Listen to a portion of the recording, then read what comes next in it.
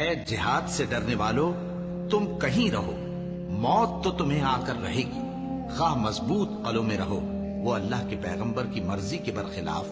بیٹھ رہنے سے خوش ہوئے اور اس بات کو ناپسند کیا کہ اللہ کی راہ میں اپنے مال اور جان سے جہاد کریں،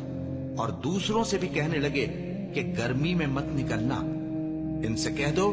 کہ دوزخ کی آگ اس سے کہیں زیادہ گرم ہے، کاش یہ اس بات کو سمجھتے، اور اگر وہ نکلنے کا ارادہ کرتے تو اس کے لیے سامان تیار کرتے،